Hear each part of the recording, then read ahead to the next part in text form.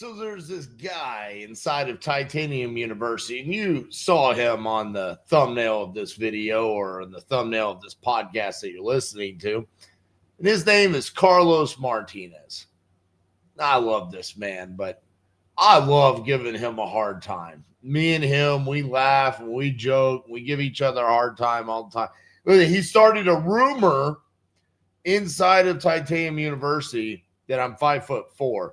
I'm not. I'm 6 foot. I don't know how this came about, but he started this rumor that I was 5'4". And since then, I've been giving him a hard time. In fact, every single implementation call ends with Carlos having his hand raised. And I say, Carlos, I see your hands raised there. And then instantly the Zoom call ends. That's how I end all my implementation calls. But part of being inside of Titanium University is I do one-on-ones with every single member, and they have a calendar link. They can schedule them whenever I'm available. And I just had one with Carlos, and Carlos taught me a valuable lesson that I wanted to share with you guys.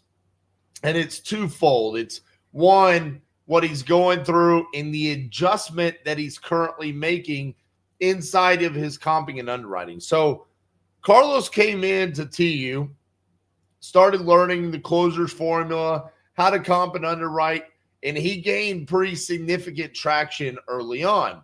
In fact, he started closing deals left and right and started making good money, but he had a full-time job. And he got to a point where he had to make that decision. Do I quit the job or do I keep not creating my own reality, right? I'm doing deals, but I'm not actually doing what I want because my time is being taken away because of the W-2. And so he quit that job and went full time. But life happened. He had an unexpected occurrence happen in his life that took the majority of the money that he had made off of those deals while he had the W-2. So now he's in this predicament where he just quit his job. He no longer has that income. The money that he had made from wholesaling is now gone. And what happens? He starts feeling that pressure. And he talked about this where it was hard for him to embrace being the buyer during the conversations because of his current financial situation. And rightfully so, right? His back is against the wall. He needs to close a deal. And so what he started doing was manufacturing deals. Instead of going out and really educating the seller and finding deals, he started kind of manipulating the numbers a little bit and just getting signed contracts. And it was kind of that dopamine hit by saying, oh, well, look, today was a good day because I got a property under contract. But unfortunately, you fast forward, you take the time to do the recon, you get the pictures, you send it off to whoever's doing dispositions, or even if he was working the dispositions himself, and it ended in a termination or an attempted renegotiation with the seller. And because of that, his financial situation only got worse. And this is what I love about how Carlos decided that he was going to overcome this situation. I always preach about you need to be conservative on the after repair value, aggressive on the rehab numbers, and then put in a significant assignment fee. This is exactly what Carlos did, and he has called it the 10-5-10 rule.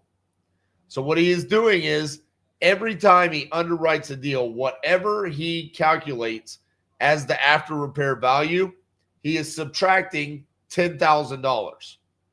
Whatever he is anticipating the rehab needed to achieve that after repair value, he's adding $5,000 to it.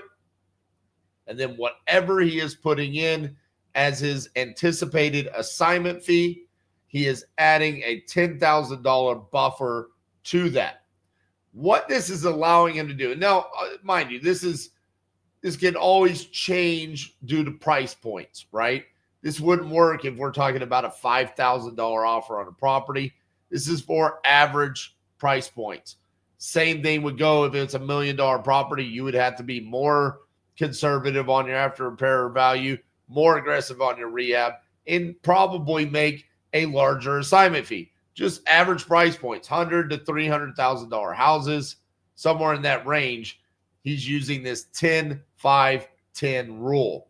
And I love this pivot, this mental move by Carlos to now give himself a better chance at having a higher contract to close ratio.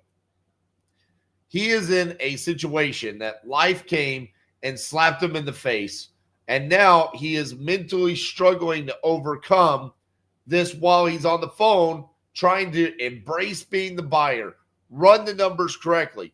And I tell everybody this, you're going to struggle with comping and underwriting for a very long time, probably forever, because you're buying properties sight unseen.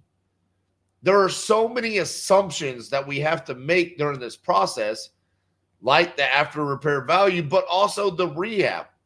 Like the after repair value, we know what the facts tell us, but until we really get out and see the property and we actually hear the feedback from the end buyers, we truly don't know what that after repair value is.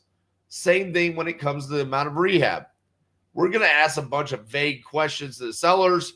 We're going to understand their perspective, but they're not really looking at it through the lens of an end buyer and someone that would be coming in and actually remodeling this house. And so there are a lot of assumptions there. And because of this pivot that Carlos has made, he's now given himself a $25,000 buffer on each and every one of his deals. This also gives him room to negotiate when he is talking to a motivated seller. So if he's only $10,000 off, he knows he gave himself $25,000 buffer there. He could probably still get the contract signed and it still be a movable deal. So if you're like Carlos and you're in a position right now where things are tough and you're struggling to embrace being the buyer, try out what Carlos is doing with this 10-5-10 rule. $10,000 off the after repair value, $5,000 more on the rehab, $10,000 more in your assignment. And to be clear, the assignment fee that he is putting in is $20,000. So it's not a $5,000, it's not a $7,000 fee. He is now going for a $20,000 assignment fee. Carlos, I love this. I anticipate this is going to significantly change your business moving forward. You're going to be right back on track where you were when you decided to quit your W-2. Now, for those of you that are listening right now, if you've tried this out inside of your business, let me know in the comments. How has it worked out for you? Show Carlos some love. Like today's video. We'll see you guys tomorrow.